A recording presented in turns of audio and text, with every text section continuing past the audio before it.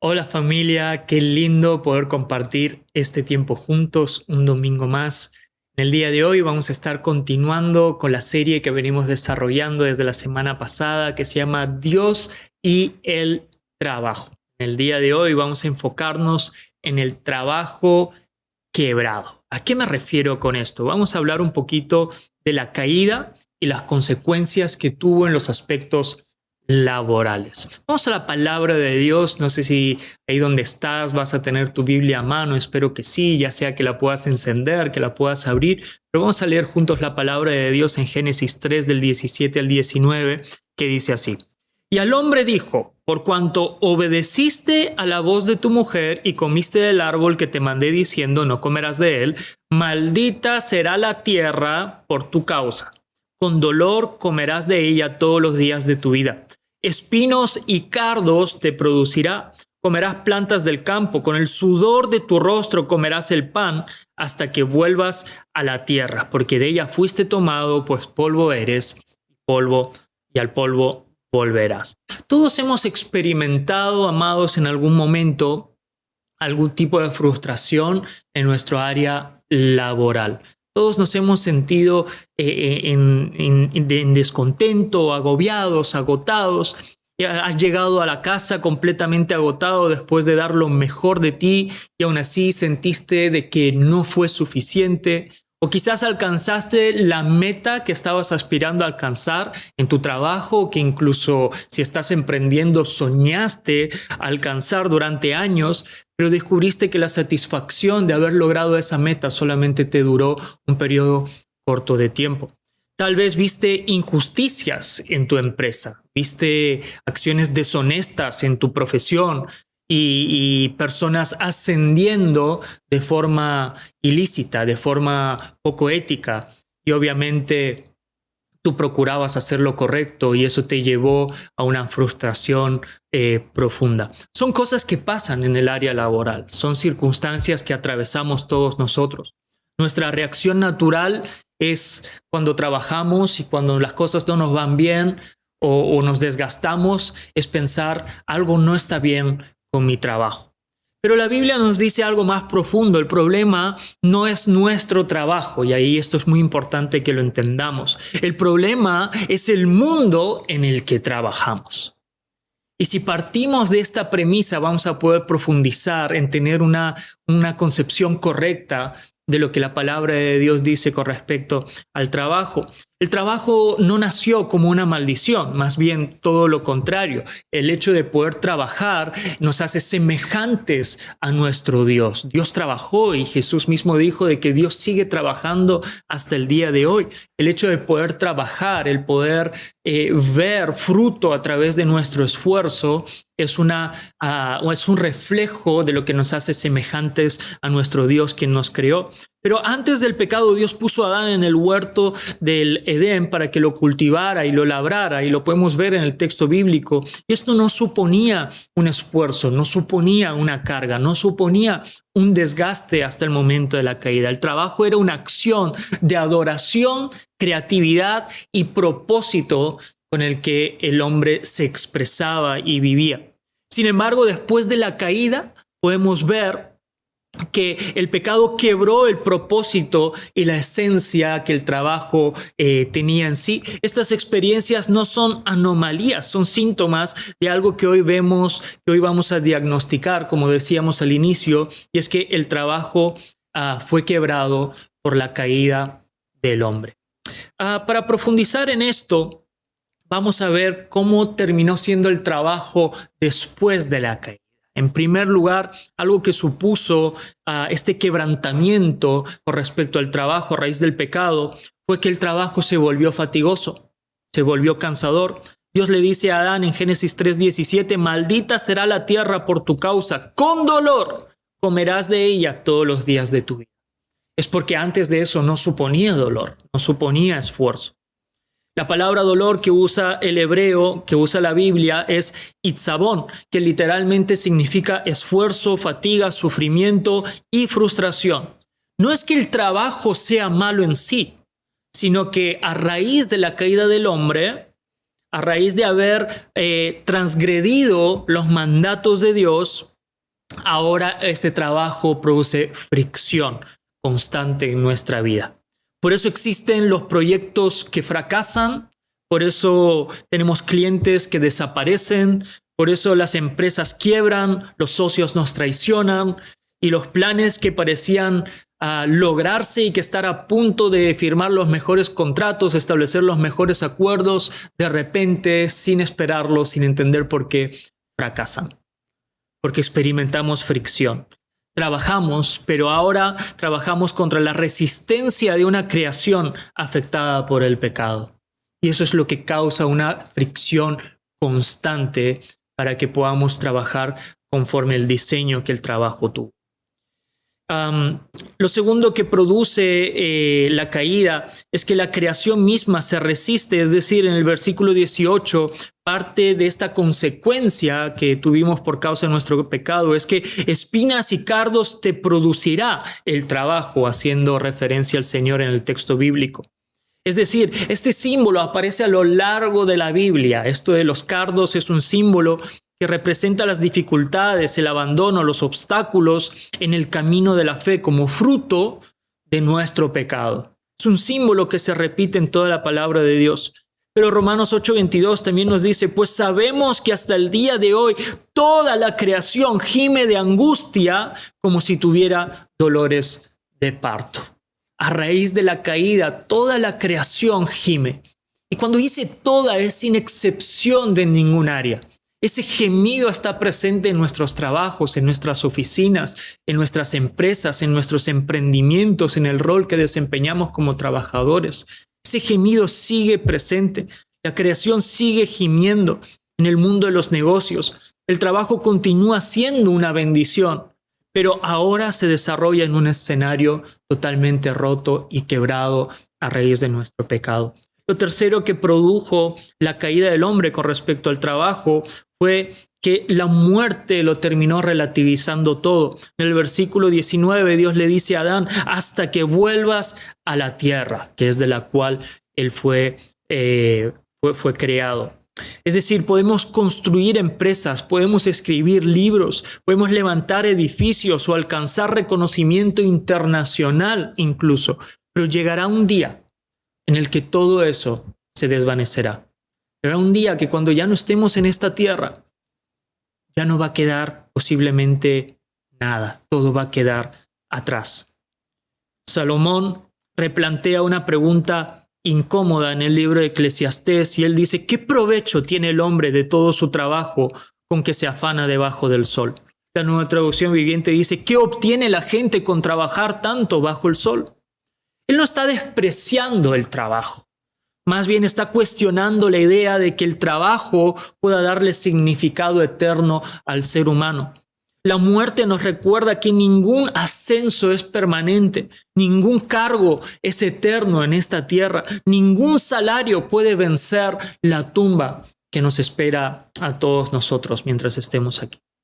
Cuando olvidamos esta verdad, amados, comenzamos a vivir como si nuestro empleo pudiera darnos sentido, pudiera darnos identidad, pudiera darnos un propósito más allá del propósito que Dios tiene para nuestra vida y quiere darnos. Convertimos el trabajo en un ídolo. Y esto es lo más peligroso que nos puede pasar. Y más en una sociedad completamente capitalista como en la que vivimos. No porque el capitalismo en sí resulte malo, pero sí cuando es llevado al extremo, cuando el único fin es adorar al Dios Mamón, como representa la Biblia, al Dios dinero, cuando nuestro principal objetivo es alcanzar un éxito financiero, un estatus social, y que en eso está nuestra paz, en eso está nuestra identidad, en un título, en una función, en lo que nos ingresa mensualmente a nuestra cuenta bancaria. Ahí es cuando vemos que poco a poco le hemos estado inclinando nuestro corazón a un Dios que no es el Dios del Todopoderoso y el Dios que creó el trabajo y que nos creó para que podamos trabajar. Quiero profundizar en esto de la idolatría del trabajo. Esto es un pecado que muchas veces no somos capaces de reconocer. Primero porque no lo vemos y segundo porque nos sentimos tan vinculados, tenemos tanta identidad con lo que hacemos, con lo que desarrollamos a nivel profesional, que no nos damos cuenta. Timothy Keller, un pastor muy reconocido y escritor que falleció hace unos años, él escribió un artículo que se llamaba La idolatría de los logros. Y él dice en ese artículo, un ídolo es cualquier cosa que convertimos en la fuente principal de nuestra identidad, seguridad y significado. Por eso, ¿cómo puedo saber si el trabajo en mi vida se ha convertido en un ídolo? Bueno, el pastor Timothy Keller lo replanteaba de la siguiente manera. Algunas señales de que el trabajo se ha convertido en un ídolo es cuando tu estado de ánimo depende de tu rendimiento laboral. Otra señal es cuando tu identidad está definida por un título, por tu título o por tu posición laboral. Otra característica para identificar si el trabajo es un ídolo en nuestra vida es cuando sacrificamos la familia, nuestra salud o nuestra fe por trabajar constantemente. Otra señal es que el éxito profesional es lo que nos da valor como personas. Es en lo que nos hallamos totalmente plenos sin darnos cuenta de que es una satisfacción temporal.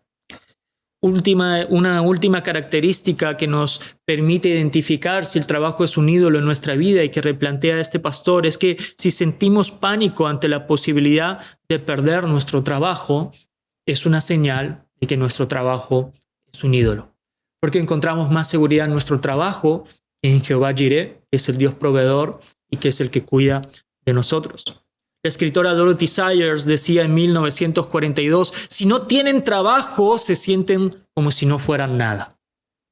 Y casi parece una profecía para nuestra actualidad que vivimos tanto a nivel de Lima como quizás en cualquier otra ciudad o cualquier otro lugar del mundo donde constantemente estamos buscando producir y solamente producir, porque si no tuviéramos nuestro trabajo, sentimos que no somos nada. Como digo, casi una profecía desde 1942 para los días que corremos en pleno 2026. Como si nuestra profesión definiera realmente quiénes somos. Y es que la identidad siempre precede a nuestra función. No somos aceptados en Dios por lo que hacemos, sino por quiénes somos en Él. Él nos planeó. Nosotros fuimos concebidos en el corazón de Dios, en su mente. Él tuvo el deseo de que existamos, de que fuésemos concebidos, independientemente de cuál fuese el medio por el cual llegamos aquí a la tierra, si fue fruto del amor de nuestros padres o fue por una circunstancia que quizás nadie debería experimentar, pero de que fuimos concebidos en el corazón de Dios es una realidad. Por eso cuando olvidamos eso, convertimos el trabajo en un amo cruel. Y la verdad es que todo ídolo siempre demanda más y más, siempre exige más, nunca es suficiente, nunca está satisfecho con lo que le entregamos, siempre pide una hora más de nuestras vidas, siempre aspira a un ascenso, siempre busca reconocimiento, siempre busca otro logro más que alcanzar, porque si no lo hacemos nos sentimos completamente sin sentido, sin propósito y sin identidad. Aun cuando lo conseguimos, promete una satisfacción que nunca termina de llegar o hacernos sentir completamente plenos. Por eso tantas personas alcanzan la cima de su carrera y descubren que siguen sintiendo ese vacío que tenían antes de lograr ese gran sueño, ese gran objetivo que se habían propuesto alcanzar. El vacío es precisamente el que nos introduce al libro de Eclesiastés. Este vacío es del que habla el rey Salomón, probablemente el libro más honesto que tenemos en la Biblia sobre el trabajo y el éxito que podemos llegar a experimentar aquí en la tierra, así como lo concebimos de forma terrenal. El libro de Eclesiastés es la reflexión final del hombre más sabio y más rico que hubo sobre la faz de la tierra, según la propia Biblia nos lo describe. La Biblia nos lleva al testimonio de un hombre que tuvo todo aquello que nuestra cultura considera éxito. Él lo logró todo. Ese hombre obviamente se llama Salomón, uno de los hijos del rey David. Al final, él describe el libro de Eclesiastés y empieza este libro diciendo lo siguiente: vanidad de vanidades, dijo el Kohelet. Kohelet es la palabra hebrea que está en el original para decir predicador o maestro. Entonces, vanidad de vanidades, dijo el Kohelet, es decir, el predicador, vanidad de vanidades, todo es vanidad. ¿Qué provecho tiene el hombre de todo su trabajo con que se afana debajo del sol? Parece que Salomón está siendo pesimista en un inicio cuando empezamos a leer este libro, o incluso cuando lo leemos prácticamente completo. Podríamos ver quizás de que el rey Salomón, el hombre más sabio de la tierra, estaba presentando todo como algo totalmente negativo. Sin embargo, él no lo presenta como algo pesimista, sino que lo presenta desde una profunda reflexión a lo largo de toda su vida, después de haber alcanzado todo, después de haber logrado todo lo que nosotros concebimos como éxito terrenal. Y lo que nos está diciendo es que todo lo que hacemos al final es vapor, es un aliento, es un soplo. Lo que está cuestionando no es si el trabajo vale la pena o no. Lo que está cuestionando es la idea de encontrar en el trabajo el significado último de nuestra existencia. Por eso él usa la palabra vanidad, y la palabra original de vanidad en la Biblia es Hebel, que literalmente significa vapor, significa aliento, significa neblina. Salomón compara el éxito de la vida justamente como algo que no podemos alcanzar, que parece que vamos a estar a punto de agarrarlo, pero se nos escurre entre los dedos. Algo que por más cerca que lo tengamos, nunca podemos atrapar. Algo que, aunque lo alcanzamos y creemos tenerlo delante, nunca termina de permanecer. Porque es eso, es vapor, es aliento, es neblina. Compramos aquello que soñábamos, pero nos damos cuenta de que un ratito después, unas semanas después, ya no nos produce satisfacción. Y estamos pensando en qué más vamos a comprar, cuál va a ser nuestra siguiente compra, qué más estamos necesitando. O quizás alcanzamos lo que nos proponemos, pero no podemos retener la satisfacción que creíamos que obtendríamos cuando lo íbamos a alcanzar. El comentarista Tremper Longman decía: Eclesiastés destruye nuestras falsas esperanzas para conducirnos hacia la única esperanza verdadera, Dios. Y esa es la realidad. Amados, yo sé de que a las 3 de la mañana muchas veces llegan preguntas difíciles. Todos quizás hemos pasado por ahí, en un momento de ansiedad, en un momento de preocupación con respecto a ¿qué va a ser lo siguiente? Si lo que estamos haciendo va por el buen camino, si tiene sentido, si realmente tiene propósito. Todos hemos pasado por ahí. Por eso la pregunta que todos llegamos a hacernos en algún momento es: ¿para qué? ¿Para qué estoy haciendo lo que estoy haciendo? ¿Para qué trabajo tanto? ¿Para qué sacrifiqué tantas noches con mi familia? ¿Para qué escalar si nunca es suficiente para este mundo? ¿Por qué el éxito al alcanzarlo me dejó tan vacío si creía de que eso me iba a llenar? Esta pregunta no eres el primero que se la hace. Esta pregunta tiene 3000 años. Salomón mismo se le hizo también. También se le hizo el hombre más exitoso sobre la faz de la tierra. Sin embargo, cuando profundizamos en la historia de Salomón, no solamente en el libro de Eclesiastés, sino en el libro de Reyes, podemos ver cómo él estuvo en la cima, pero cómo también experimentó su caída. En el libro de Primera de Reyes 10, justamente vemos cómo está en la cima. Dice la palabra de Dios: de modo que Salomón llegó a ser más rico y más sabio que cualquier otro rey de la tierra. Es decir, podemos ver cómo su sabiduría era reconocida de forma internacional. Su riqueza dejaba pobre a cualquier rey que se ponía al lado de él, porque era mucho más rico. Llevó a cabo proyectos de construcción monumentales. Él construyó el templo, estableció una red diplomática global. Su reputación precedía su nombre. Y sin embargo, cuando vamos un capítulo más adelante, Primera de Reyes 11, podemos ver su caída. Comenzó su caída no por una crisis externa, no por una derrota militar. Su caída ni siquiera comenzó con una enfermedad. Su caída comenzó con una ligera caída gradual, una ligera inclinación de su corazón. Nos dice Primera de Reyes 11:4, y cuando Salomón era ya viejo, sus mujeres inclinaron su corazón tras dioses ajenos, y su corazón no era perfecto con Jehová su Dios, como el corazón de su padre David. Podemos ver cómo su corazón se empezó a inclinar. Y ese es el verdadero peligro del éxito, amados. Y es que no suele destruirnos mediante el fracaso, muchas veces lo hace mediante la autosuficiencia. Cuando creemos que Dios ya no es necesario, que ya hemos alcanzado lo que teníamos que alcanzar. Pero, amado, puedes tener la agenda llena y el corazón vacío.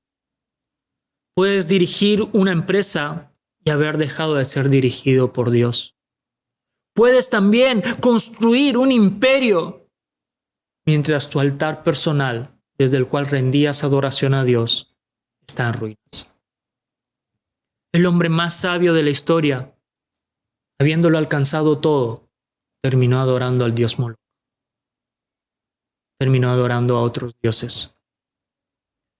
Por eso Kohelet, el maestro, el predicador, al final de sus días, habla, después de experimentarlo todo, él termina escribiendo: miré yo luego todas las obras que habían hecho mis manos, y he aquí, todo era vanidad y aflicción de espíritu y sin provecho debajo del sol.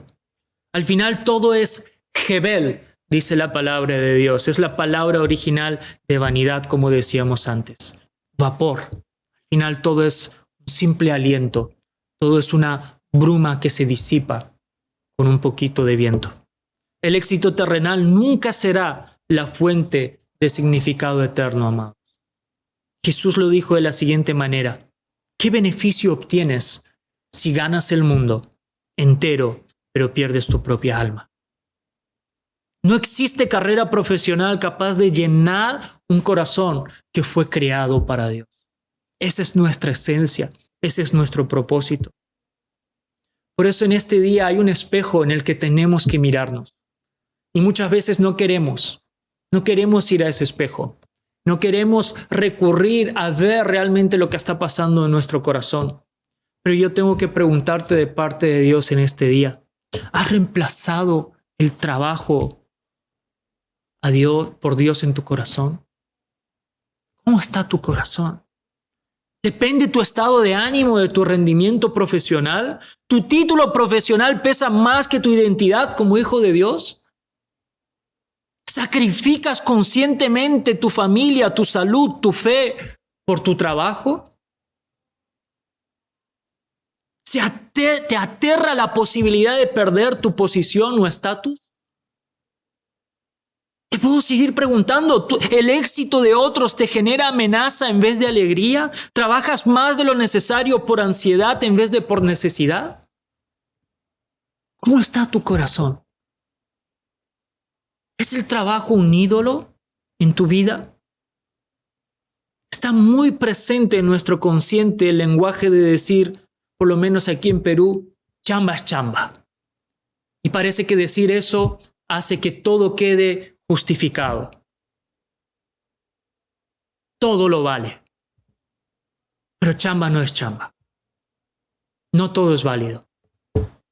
No todo es válido cuando estamos sacrificando nuestra relación con Dios, cuando estamos sacrificando nuestra fe, nuestra salud, nuestra familia, cuando estamos sacrificando cosas que realmente la Biblia nos dice que son importantes. Jesús también dijo: busquen primeramente el reino de Dios y su justicia, y todas las demás cosas os serán añadidas. Él lo dice en un contexto donde marca una clara diferencia entre aquellos que siguen siendo incrédulos, como lo éramos nosotros, con los que ahora ya han creído en el Señor Todopoderoso. Veamos el contexto, mírenlo. Dice, ustedes ya no son incrédulos, ustedes ya no pueden seguir pensando en qué van a comer, en qué van a vestir. Eso solamente es para aquellos de que se preocupan, que no han creído, que son incrédulos, que no han creído en el Señor. Pero ustedes ya no pueden pensar así. So, amados, ¿qué beneficio obtienes si ganas el mundo entero, pero pierdes tu propia alma? Es cierto que la Biblia dice que quien no trabaja, pues que no coma. Pero el deseo de Dios no es generar sustento a expensas de nuestra fe, salud y fe. Ese nunca fue el deseo de Dios. Por eso, amado, en este día yo quiero animarte a que tú hagas un autoanálisis, a que tú puedas reflexionar y puedas responder honestamente a estas preguntas que acabamos de hacer. Y puedas analizar si realmente son condiciones de tu corazón. También te animo a que puedas leer el capítulo 2 del libro de Eclesiastés en esta semana. Porque a lo largo de lo que describe el rey Salomón, puedas ver y puedas preguntarte, ¿me identifico con esto que dice el rey Salomón? ¿He buscado en logros terrenales lo que solo Dios puede darme? Analízalo. Y lo último que te animo es que tengas una conversación honesta, primero con Dios con respecto a cómo está tu corazón respecto al trabajo. Y segundo, que la compartas con alguien de confianza. Porque expresarlo verbalmente es el primer paso y acto para la liberación. Entonces, ¿qué gana la gente con tanto esfuerzo y preocupación en esta vida? Sus días de trabajo están llenos de dolor y angustia. Ni siquiera de noche pueden descansar la mente. Nada tiene sentido. ¿De qué sirve a uno ganar el mundo entero si pierde la vida? Por eso, amado, reflexionemos delante de Dios. Reflexionemos cómo está nuestro corazón. ¿Qué lugar está ocupando nuestro trabajo? ¿Está sometido a Dios? ¿O lo hemos convertido en un ídolo poniéndolo por encima del Dios Todopoderoso? Dios te bendiga. Nos vemos la semana que viene, donde estaremos conversando de el trabajo redimido.